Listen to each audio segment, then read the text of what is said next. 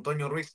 Y fíjese que lo he dicho aquí una y otra vez y se lo digo ahora que nos acompaña el historiador maestro Molay Maza Ontiveros, amigo de este espacio libre como el viento. Qué chingón lo que escribió en redes sociales Molay Maza Ontiveros. Lo escribió hace unos días.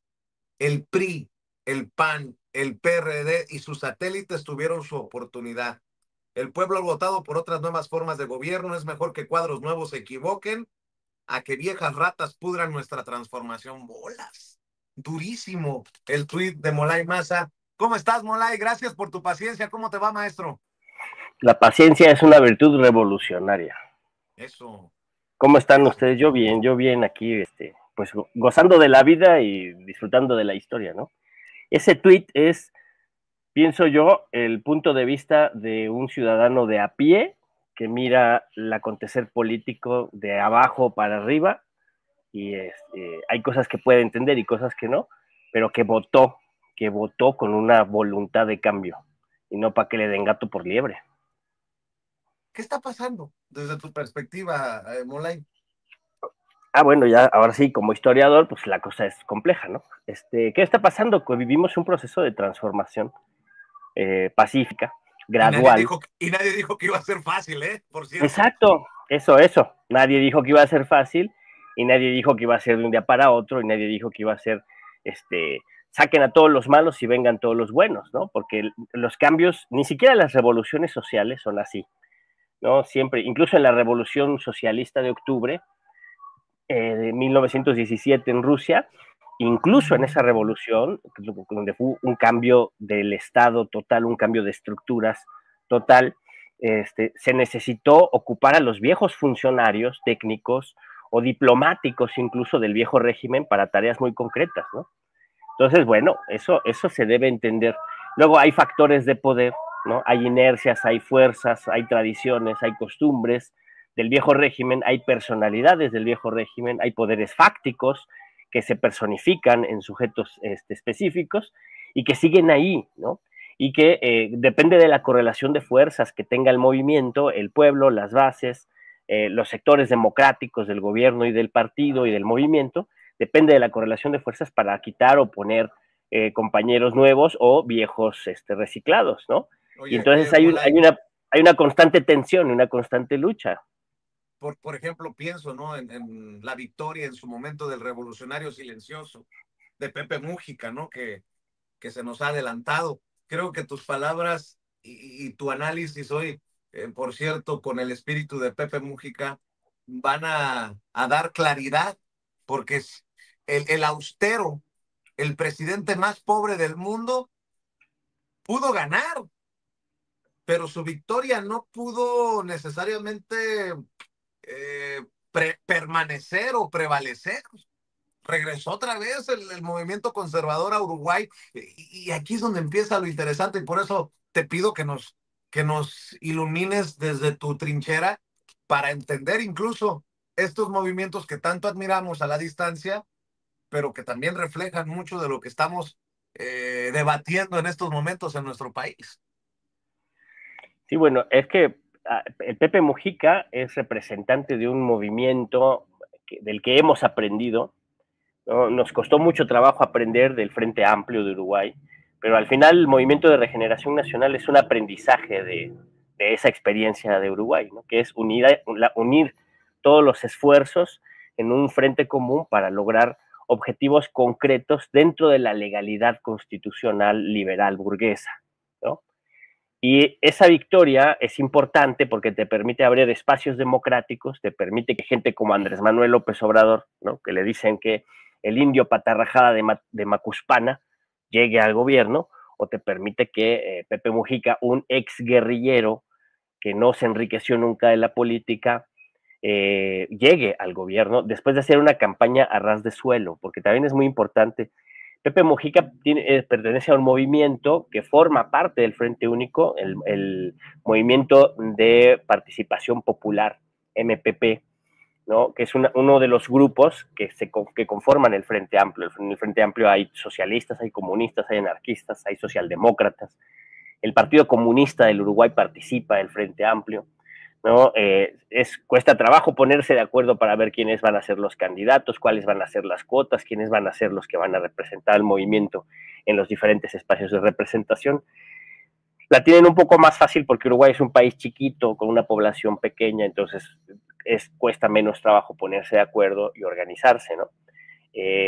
Y acá en México lo que nos falta es un poco de disciplina, cohesión y organización para ponernos de acuerdo y para llevar al frente a los mejores cuadros, a los mejores representantes y a la gente más talentosa y a la gente más preparada, ¿no? Normalmente no es así, ¿no? Digamos, a los espacios más importantes como el Poder Ejecutivo o algunas gubernaturas, sí tenemos a los mejores perfiles, como el caso de Claudia Sheinbaum, el caso de Clara Brugada, el caso del presidente Andrés Manuel, pero ya si tú vas revisando la lista hacia abajo, se va diluyendo y entra de todo, literal de todo, hasta gente de derecha, hasta gente de ultraderecha hemos tenido, ¿no? Como el caso de Germán Martínez, ¿no? Entonces ahí es donde todavía a nuestro movimiento le cuesta trabajo. Está pasando un carro con un motor horrible de un Junior. Y antes pasó, diría Rapé, Andy con De los colchones. el colchón. Pasó Andy. Qué manchados. Perdón, lo tenía que Oye. decir y se dijo. No, es que ¿sabes qué? Ese cartón de rapé, cuando yo vi ese cartón de rapé, yo dije, ya le van a decir que este compa es un caníbal, ¿no? Ahora que el sanctum sanctorum de la izquierda, los demiurgos de la sabiduría de izquierda, ya le van a decir a Rapé que es un sectario, un caníbal, que no entiende la sabiduría de la unidad con los pedazos del viejo régimen, ¿no? Pero eso, o sea, esta anécdota que nos da tanta risa forma parte de un movimiento vivo y de un proceso complejo de transformación, donde, insisto, o sea, hay fuerzas emergentes que quieren transformar la sociedad y fuerzas retardatarias que están anquilosadas en el viejo poder, ¿no? Y yo insisto en esa frase, lo viejo no termina de nacer, o sea, nosotros, nuestro movimiento, una nueva forma de hacer política, una nueva forma de hacer gobierno, una nueva forma de organizarnos democráticamente, una nueva forma de ejercer ciudadanía, es muy importante, no ha terminado de cuajar. Y las viejas prácticas, los viejos usos y costumbres, la cultura política priista, el autoritarismo, la corrupción, no van a ceder voluntariamente y van a intentar colarse y no les va mal en el intento. Entonces, ¿qué hay que hacer? Pues nosotros, el espíritu del Pepe Mujica, pues es el espíritu de la resistencia, ¿no? El espíritu de la sabiduría, el espíritu de la paciencia y el espíritu de la crítica argumentada, ¿no? Porque eso creo que son enseñanzas que nos deja Pepe Mujica y el movimiento. A mí nunca me gusta ver a los personajes aislados como sujetos en sí mismos, ¿no? Como individuos autónomos que no tienen contactos con otras subjetividades y con otros horizontes de existencia y de realidad que los conforman a ellos, ¿no? Pepe Mujica, incluso él siempre insistió en eso, era un ser colectivo, ¿no? Era un ser humano que se conforma a partir de las experiencias políticas, sociales, culturales de su entorno, que en una primera etapa de su existencia lo llevan a la lucha armada, a la lucha guerrillera, a ser un prisionero político, el régimen de la dictadura en Uruguay se ensañó con gente como el Pepe, ¿no? Lo torturaron, lo envilecieron, lo animalizaron en un calabozo durante 13 años o 12 años, si no mal recuerdo, y después en su liberación y en la recuperación de la democracia logra reconstruirse como ser humano, y ese es un aprendizaje muy importante, cómo aprendemos a reconstruirnos, cómo aprendemos a resignificarnos, a transformarnos para ser de mayor utilidad y de mayor beneficio al común, a nuestro pueblo, a nuestra sociedad, a nuestra comunidad, ¿no? Viene mucho a colación con lo que está surgiendo ahorita el fenómeno cultural que es esta serie de El Eternauta, una serie argentina que les recomiendo mucho que la vean, donde la divisa fundamental es que nadie se salva solo. Y yo creo que esa era una de las grandes enseñanzas de Mujica. Nadie se salva solo, nos salvamos juntos, ¿no? Nos salvamos si solucionamos los problemas de manera colectiva. Y esto, ¿qué digo? Lo digo porque el último discurso del Pepe no me gustó. ¿no? El último discurso que dio en el cierre de campaña de Yamandu Orsi fue un discurso que apeló mucho al individualismo y apeló mucho a la competencia. Yo creo que ese Pepe no es el Pepe con el que yo me quedo. Desgraciadamente fue su último discurso y hay mucho, ¿cómo se llama esto? Hay mucho romanticismo o mistificación alrededor del personaje, que casi cualquier cosa que dijera era tomada como oro puro, pero no, nuestro Pepe también se equivocaba. Nuestro Pepe se equivocó con Venezuela, nuestro Pepe se equivocó con Cuba, nuestro Pepe se equivocó recibiendo a Alito Moreno en su casa y se equivocó en su último discurso. Yo sé que no es agradable y no es elegante hablar así de gente que se nos va, pero en política hay que saber ser críticos y autocríticos hasta con los que se van, mi queridísimo Vicente. Así es. Y, oye, nada más para aclarar también, lo platicaba con Sabina Berman, no sé si estabas escuchando la entrevista, querido Molay, pero que tampoco se salga de control esto de la crítica para que alguien diga, tiro la toalla. Pues Claro, no, dijiste algo muy importante, la paciencia, la persistencia. 18 años le tomó a Andrés Manuel López Obrador, 3 ocasiones llegar a la presidencia, como que para las primeras de cambio, no, yo ya no estoy de acuerdo, zafo. No, si al contrario, la crítica tiene que existir para que las cosas mejoren, no para que tiremos la toalla.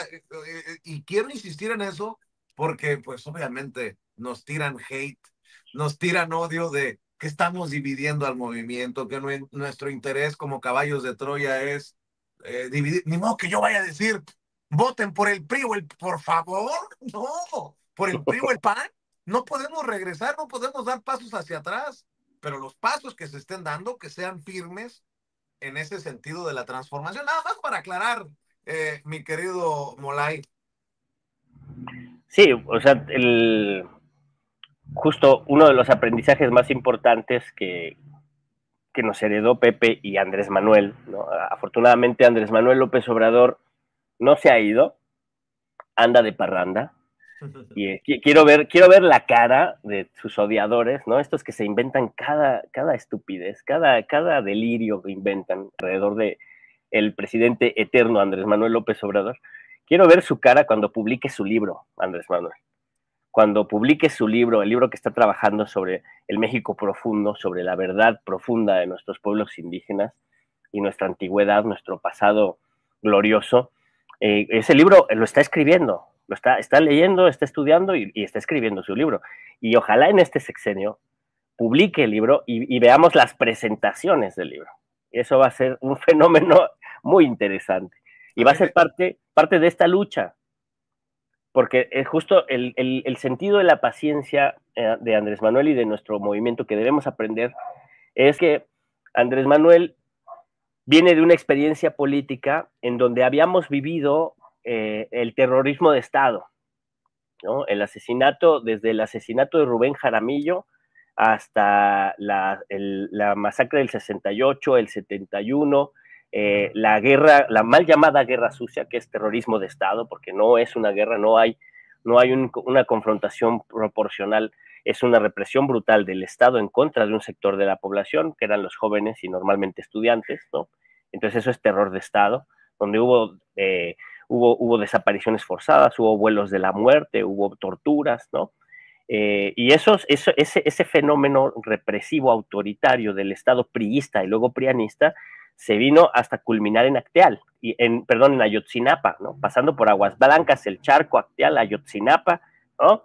Atenco, San Salvador Atenco, 3 y 4 de mayo del 2006. O sea, todo esa historia de confrontaciones, de luchas y represiones, le dieron a Andrés Manuel un aprendizaje que lo obligaba a agotar la ruta de la democracia y de la paz. Y lo intentó una, dos, y a la tercera lo logramos, y lo logramos porque ya teníamos un pueblo que, arrastrando toda esa experiencia histórica, se volcó en el proceso de cambio. Ahora tenemos dos rutas, mi querido Vicente, y creo que en eso es parte del debate. Uno, o empujamos la transformación, profundizamos, democratizamos las estructuras del Estado y hacemos un pueblo más participativo y logramos darle la vuelta a la democratización total del Estado, y eso nos va a costar trabajo, pero empujamos hacia allá, o administramos el movimiento y nos ponemos de acuerdo como los buenos compadres con el viejo régimen y le quitamos aquí, le ponemos allá y mantenemos una coexistencia pacífica y ahí vamos administrando el cambio, ¿no? Estamos en esas dos rutas, ¿no? Cualquiera de esos dos procesos puede desarrollarse. La ventaja del primero es que nos permitirá que cuando se agote el movimiento haya procesos de dinamización que permitan continuar el movimiento después del 2030 e instaurarnos en la administración del movimiento nos pondrá en bandeja de plata para ser derrotados después del 2030 y no nos extrañe un Milei mexicano. Oye, Molay, yo sé que a ti también seguramente te repugnan como a mí, porque ya te voy conociendo a través del tiempo y de las pláticas, Molay. ¿Cómo ves, cómo entiendes esto de tráiganse a los, con mucho respeto lo digo, si hay víctimas de genocidio en Sudáfrica, en efecto hay que respaldar, nunca un genocidio contra quien sea, hay que pronunciarse, ¿no? Pero los traen en avión como refugiados a Estados Unidos y Donald Trump habla de los pobres, las pobres víctimas de genocidio en Sudáfrica, cuando está permitiendo un genocidio en la franja de Gaza contra hermanos y hermanas palestinos, palestinas. Estaba viendo que es alucinante lo que dice la Organización Mundial de la Salud, que creo 3/4 de la gente ahí en la franja está al borde de la hambruna. Sí. Y dices, tú cabrón, ayúdame a entender esto que cuando hablas de que vamos a tener algo estilo resort ahí en la franja de Gaza y tú preocupado, si hay víctimas de un genocidio en Sudáfrica, que nos ocupe a todos, pero no puedes ser el juez divino para decir estos sí y estos no. Me generó mucha repugnancia, Molay. No, y genera más repugnancia porque no hay ningún genocidio en Sudáfrica. Eso, o sea, están los datos, está la información.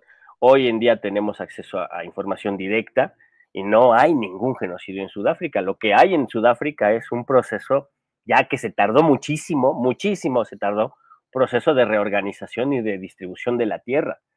¿Por qué? Porque en Sudáfrica hubo, desde 1994, la victoria de Nelson Mandela y el derrocamiento del régimen de apartheid.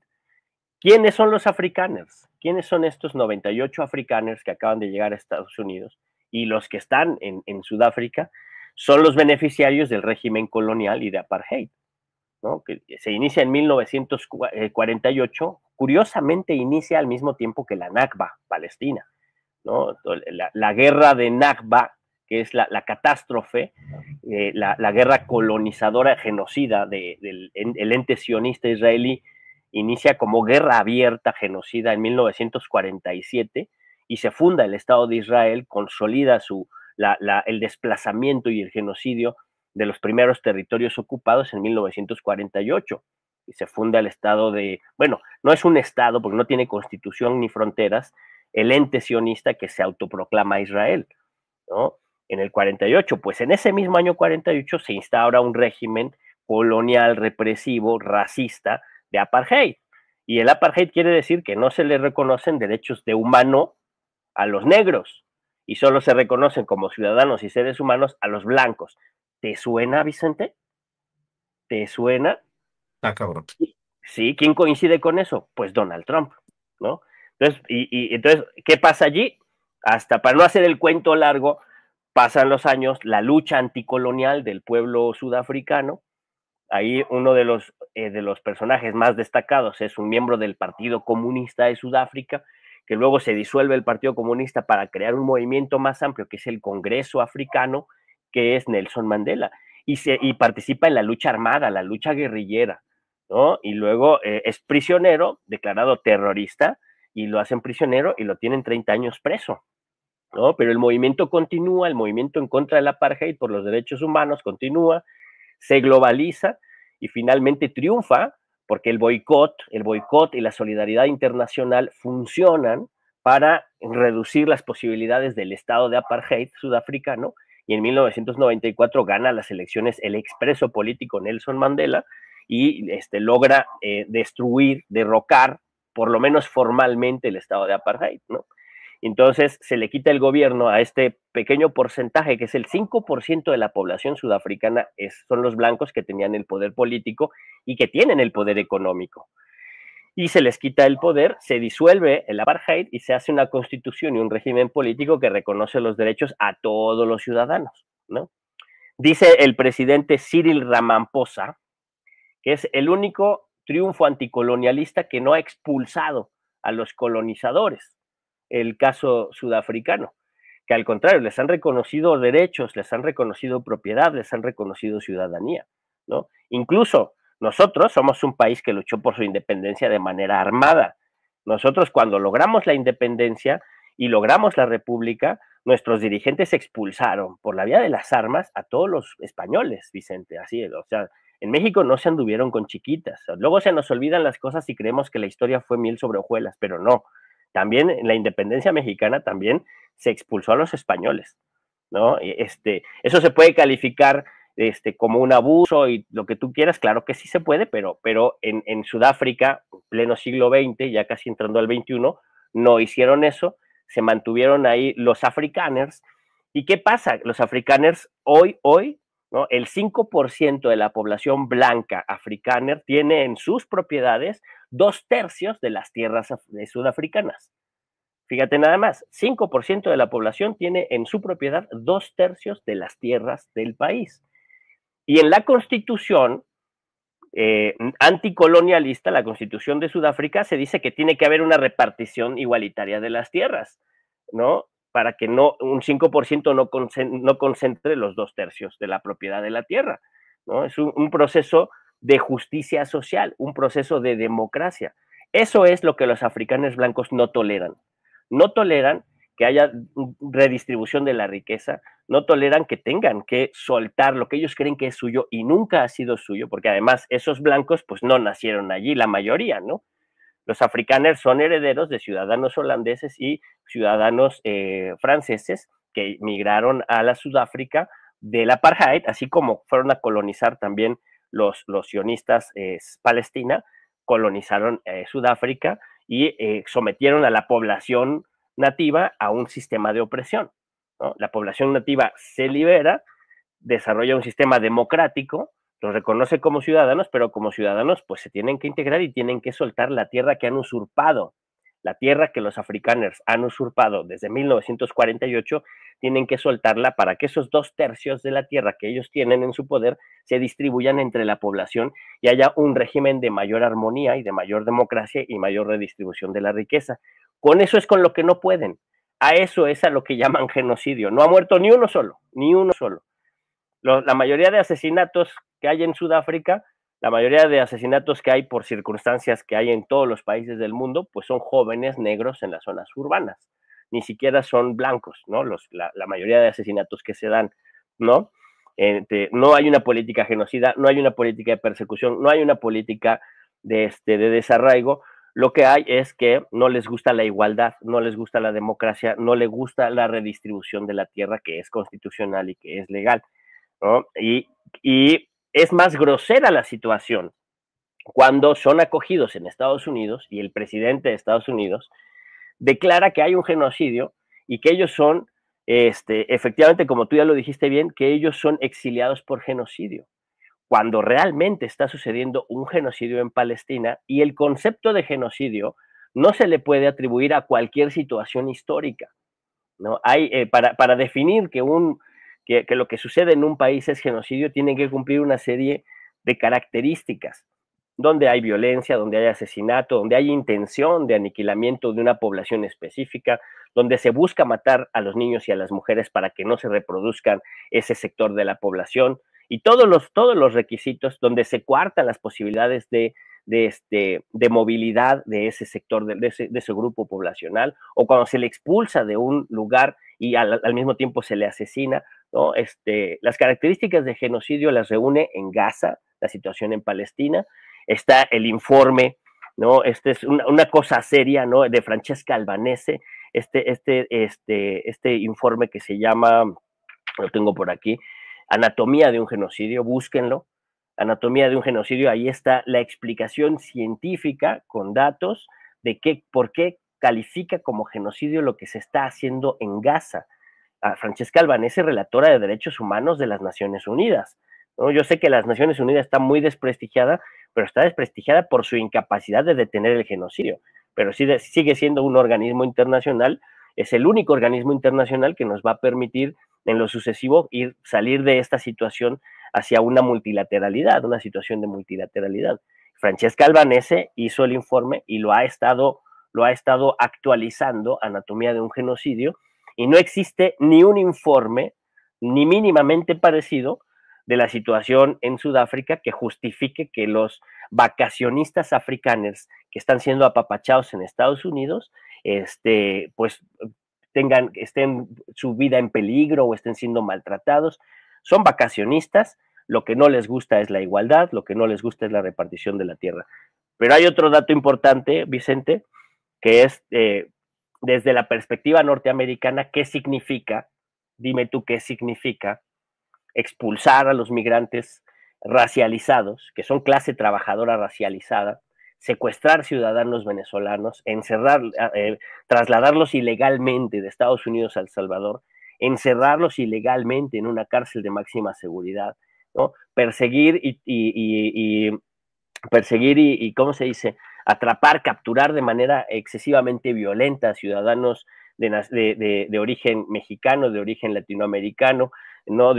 Hasta de origen puertorriqueño, ¿no? Por Por las meter a calles. las familias en las aulas, acuérdate que no se nos olvide eso Exacto. también.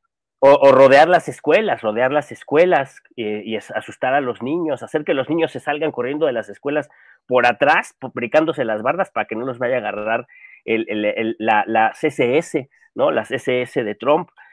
Bueno, que eso contrasta con recibir y darles estatus de exiliados por genocidio a la gente blanca sudafricana. Entonces tienes una política de expulsión de latinos, negros y trabajadores y una política de repoblación de gente blanca. El color de la piel, esa es Eh, esa es la respuesta. exacto, entonces estamos viendo la configuración de un estado de apartheid en Estados Unidos, nada más y nada menos, Puta, qué ¿no? fuerte lo que acabas de decir. Además de la grosería, de lo vulgar, no sé, es indescriptible, que es llamar genocidio a lo que pasa en Sudáfrica y no reconocer y apoyar y financiar el genocidio en Palestina, ¿no? Es una política exterior de terror, la de Donald Trump, que no va a ser fácil, pero la sigue aplicando. No la tiene fácil porque hay resistencia en Yemen, ¿no? Porque no han logrado doblegar a los hutíes en Yemen. Ansarollah no lo han logrado doblegar, han tenido que negociar con Ansarollah, dejando fuera de la negociación a Israel, ¿no? Y bueno, la situación es explosiva. África está en un proceso de liberación, ¿no? Está Burkina Faso en liberación, está Ibrahim Traoré, este dirigente de Burkina Faso que es como la remembranza o la reaparición de Omar Sankara, que fue un dirigente muy importante de Burkina Faso y está siendo reconocido por amplias extensiones de la población africana. Varios países africanos reconocen Traoré como un dirigente independentista, revolucionario, panafricanista, ¿no? Y esto que sucede con Sudáfrica, pues forma parte de esta tendencia de la liberación africana que no quiere seguir siendo expoliada y explotada por las potencias occidentales, ¿no? Y eso es lo que explica también que Trump diga que hay un genocidio en Sudáfrica, igual y le puede dar el pretexto de meter sus garras allí, ¿no? Porque además hay que recordar que ¿quién es sudafricano? Pues Elon Musk, ¿no? Uno de los grandes beneficiarios del apartheid es Elon Musk, ¿no? El papá de Elon Musk y el abuelo de Elon Musk eran nazis, y eran nazis que estaban, ya que fueron derrotados en Europa por el Ejército Rojo, viajaron a Canadá y de Canadá viajaron a Sudáfrica, donde ellos formaron parte activa del apartheid, estaban totalmente de acuerdo con el apartheid, era el sueño nazi de esos desquiciados racistas vivir en un estado que aplicara el racismo como política de estado, ¿no?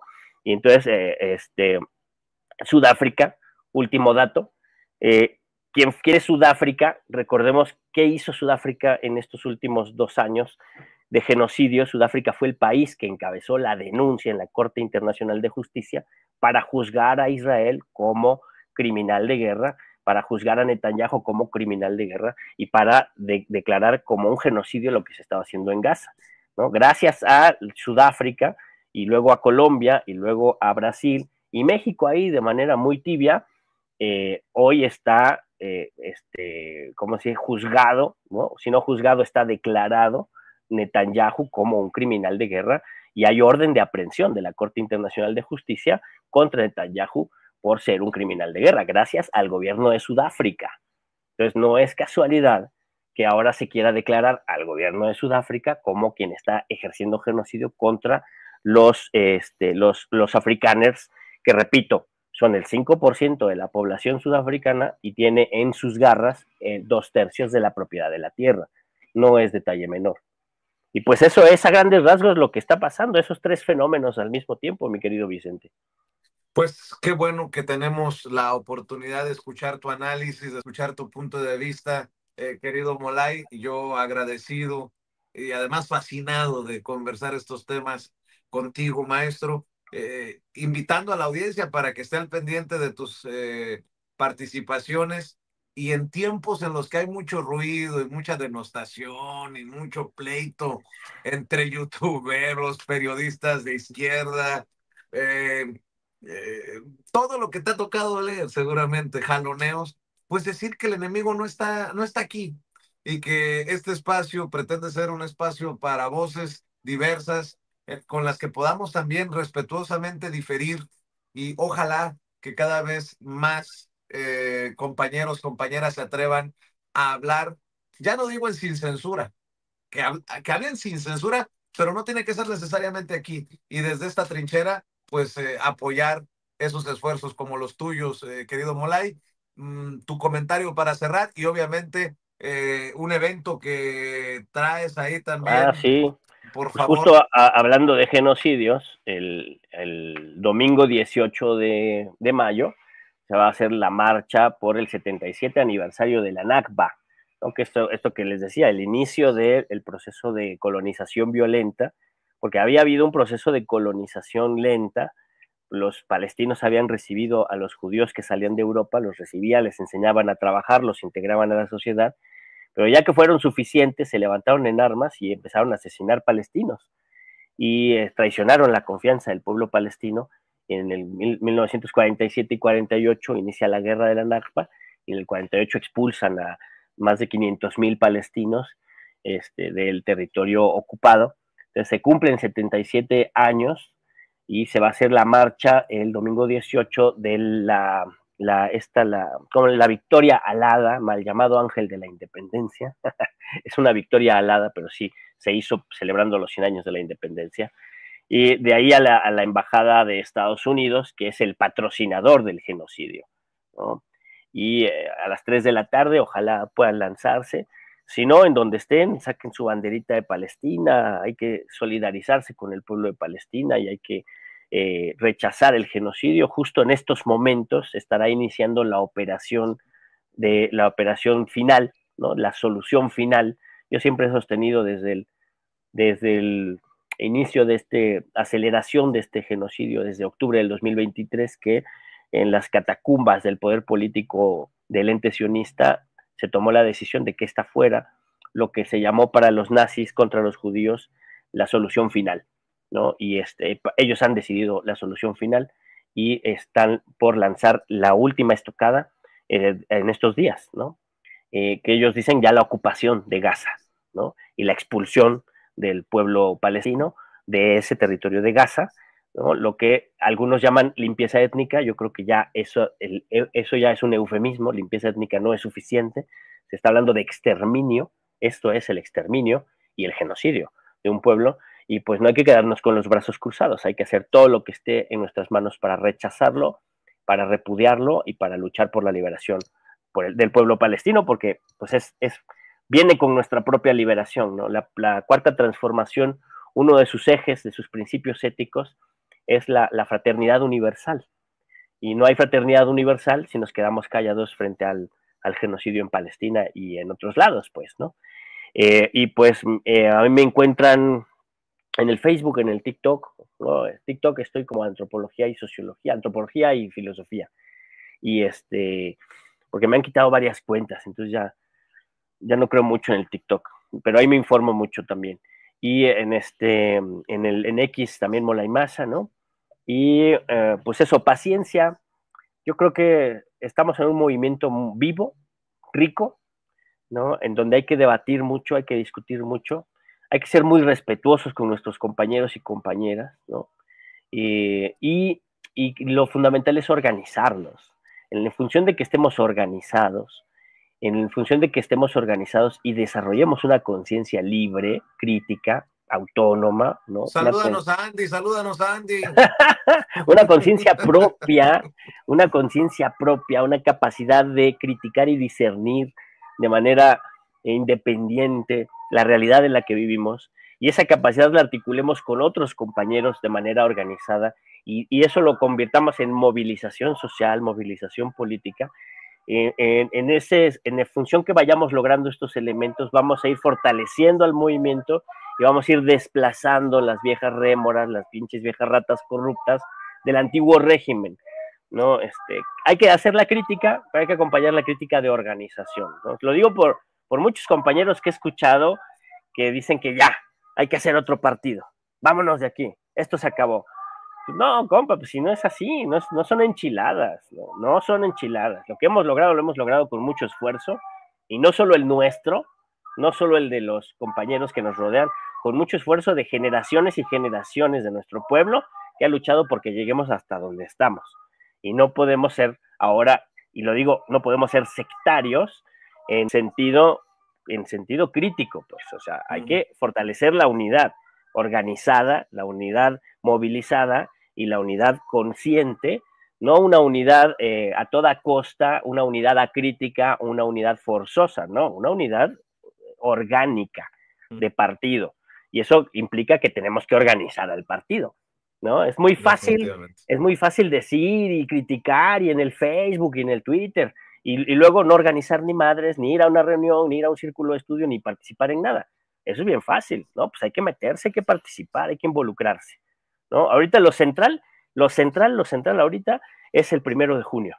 Convencer a las vecinas y a los vecinos que vayan a votar el 1 de junio. Eso es lo fundamental ahorita. Eso, Esa es la tarea ahorita. eso. Y Sí. bueno, obviamente es chistoreta, para que no lo vayan a tomar a pecho también en el partido de se compran ladrones, golpeadores, granujas, extorsionadores, malaondas o algún pianista que venda. Mi querido Molay, mejor ya me voy antes de que me Buenísimo. meta en camisa de 11 varas, cabrón. Vámonos con Toño Ruiz, vámonos con Toño Ruiz. Órale, fierro. Mi querido Molay Maza, historiador, maestro, analista y amigo de este espacio libre como el viento. Un Abrazos, abrazo, Molay. gracias, cuídense mucho. Molay Maza Ontiveros hablando con nosotros sin censura.